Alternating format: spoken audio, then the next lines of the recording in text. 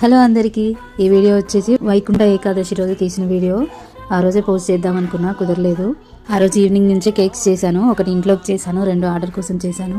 అందుకోసమే కొంచెం టైం దొరకలేదు వీడియో పోస్ట్ చేయడానికి. ఆ రోజు ఉదయం పిల్లలిద్దరిని స్కూల్కి పంపించాక ఇల్లంతా క్లీన్ చేసుకుని పూజ చేసుకునేసరికి 11 అయిపోయింది టైము. 11కి నేను గుడికి వెళ్ళాను. 11కి వెళ్ళేసరికి కూడా చాలా మంది ఉన్నారు. నేను అనుకున్నాను అసలు ఆ టైం కల్లా అయిపోతుందేమో, అందరు వెళ్ళిపోయారు, నాకే లేట్ అయింది అనుకున్నాను.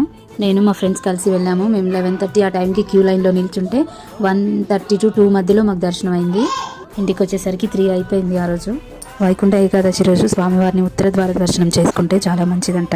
అంతసేపు క్యూ లైన్లో వెయిట్ చేసి వెళ్ళినందుకు చాలా బాగా దర్శనం అయింది, చాలా ప్రశాంతంగా అనిపించింది. మరి వైకుంఠ ఏకాదశి రోజు మీరు గుడికి వెళ్ళారా లేదా కామెంట్ చేయండి.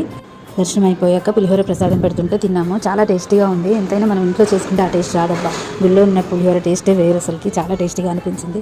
మేమైతే 2 times తెచ్చుకొని తిన్నాం. ఈ వీడియో నచ్చితే ప్లీజ్ లైక్ చేసి సబ్స్క్రైబ్ చేసుకోవచ్చు కదా.